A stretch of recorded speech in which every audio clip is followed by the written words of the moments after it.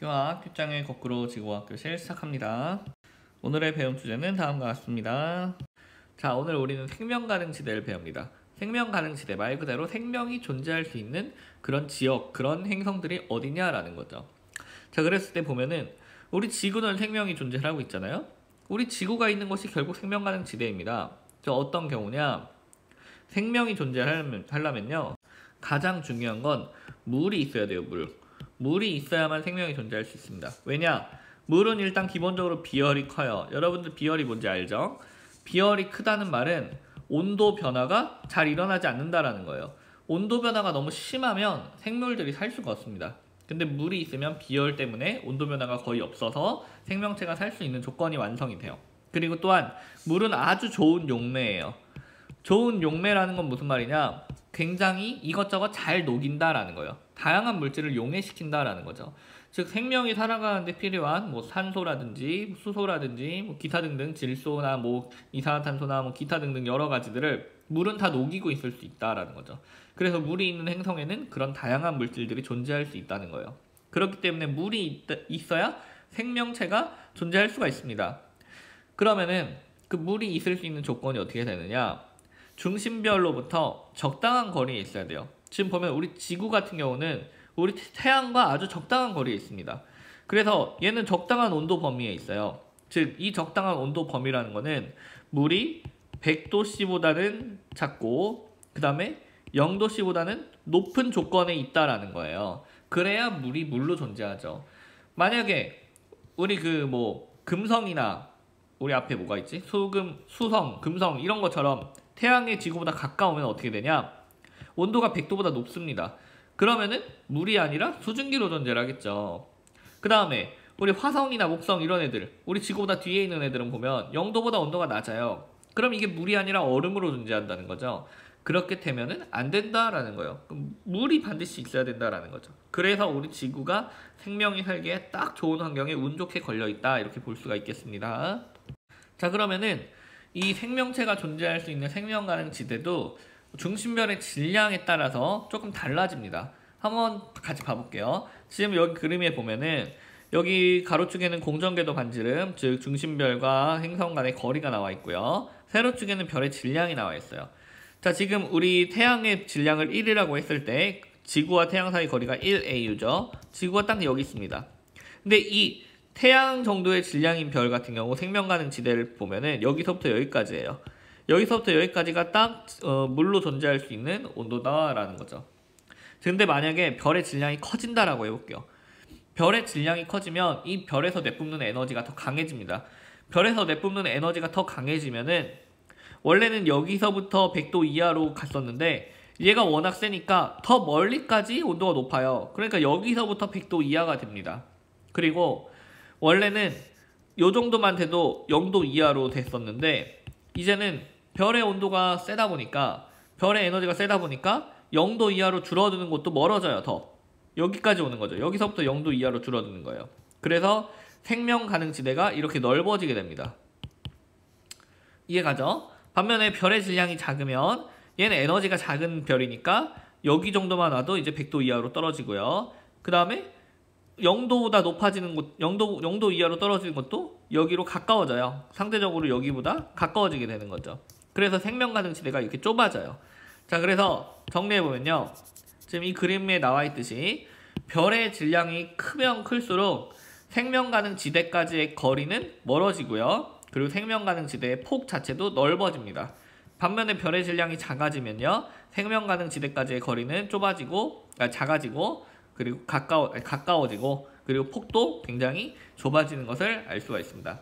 그래서 거리와 폭이 변한다라는 거죠. 어떻게 변하는지는 여러분이 정리해 놓으세요. 자, 근데 이 물 외에도 생명체의 존재 여건은 여러 가지가 있습니다. 자, 보면은 일단 중심별과의 적당한 거리가 있어야 된다. 이건 우리가 확인을 했고요. 둘째로 중심별에 적당한 질량이 있어야 된다. 자, 이게 무슨 말이냐? 아까 우리 앞에서 그림에서 보면은 그럼 질량이 큰 별이든 작은 별이든 특히나 질량이 크면 클수록 생명 가능 지대가 넓으니까 생명 존재하기가 쉽겠네 이렇게 생각할 수 있는데 그렇지 않다는 거죠. 질량이 너무 커도 안 되고 너무 작아도 안 됩니다. 질량은 적당해야 돼요. 너무 크게 되면은 질량이 큰 별은 진화 속도가 빠르죠. 그러니까 생명체가 탄생하기 전에 이미 별이 죽어버려요. 그러면은 그 주변에 있는 행성도 같이 폭발해서 죽겠죠. 그 다음에 별의 질량이 너무 작으면 이 생명 가능 지대가 너무 가깝잖아요, 별하고. 그러다 보면 별과의 그 중력을 너무 세게 받습니다. 근데 이렇게 중력을 세게 받으면 동주기 자전이라는 게 발생을 하게 되는데, 동주기 자전은 결로만 얘기를 하면은 언제나 똑같은 면만 보이는 거예요. 우리 지구와 달의 관계 같은 거죠. 지구에서 달을 봤을 때는 달의 앞면만 보인다라고 하죠.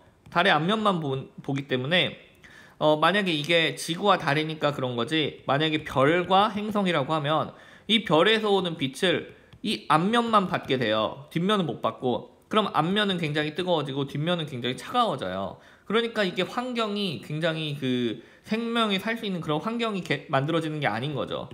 그래서 동주기 자전을 하게 되면 안 됩니다. 그러니까 질량이 작은 별도 안 된다라는 거죠. 적당해야 된다. 그러니까 지구가 얼마나 운이 좋은 건지 볼 수가 있어요.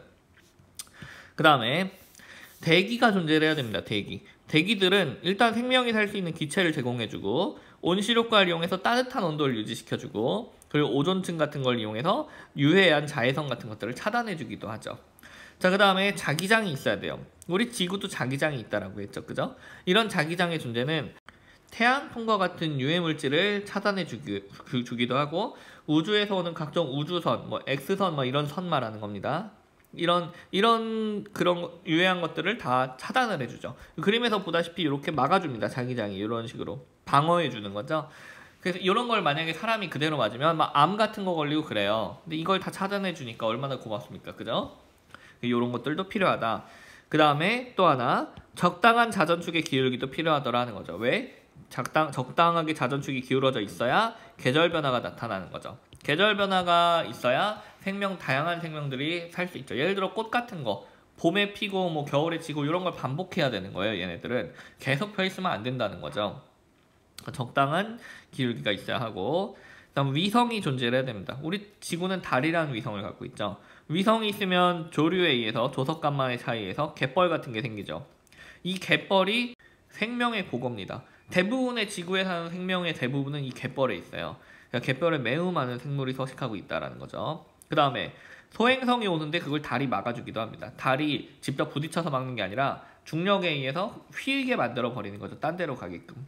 그리고 지구와 적당한 인력을 유지하면서 우리 지구의 자전축 경사각이 안정적으로 유지되게끔 막 심하게 기울어지지 않고 적당하게 유지하게끔 그렇게 당겨주고 있는 역할도 하고 있다라는 거죠. 자, 그럼 우리가 도대체 이런 외계 생명체 탐사는 어떤 식으로 하고 있느냐? 탐사의 방법을 한번 봐보면, 일단 기본적으로 태양계 내의 생명체 탐사가 있고 태양계 밖의 생명체 탐사 방법이 있는데, 태양계 내의 탐사 방법으로는 탐사정을 보내는 게 있어요. 가까운 애들은 탐사정 보내서 로봇 보내가지고 알아내는 거죠. 물이 있냐, 뭐 생명이 있냐, 이런 것들. 그 두 번째 방법으로는 지구에 가면 아주 수압이 높은 뭐 저기 해저 심해 같은 데나, 또는 뭐 아주 뭐 추운 그런 지역이나 이런 지구의 극한 환경에 사는 생명을 연구를 해서 아주 극한 지역에서도 생명이 살 수 있는 조건을 찾아보는 거죠. 그러면 꼭 지구와 같은 환경이 아니어도 그런 행성에서, 극한 환경에 놓여져 있는 행성에서도 생명이 있을 수 있겠다라는 걸 알 수 있겠죠. 그 다음에 외계에서 오는 운석을 연구하거나 분석할 수도 있겠고요. 그 다음에 태양계 밖의 생명체 탐사는 SETI 프로젝트라는 게 있습니다. 그래서 영어에서 보다시피 Search for Extraterrestrial Intelligence, 즉 ET를 찾는다. 근데 인텔리전스한 ET를 찾는다라는 거예요. ET가 외계 생명이죠. 외계 생명체를 탐사하는 프로젝트인데 그냥 뭐 아메바나 이런 게 아니라 지적인 외계 생명체를 탐사해야 한다라는 그런 프로젝트입니다.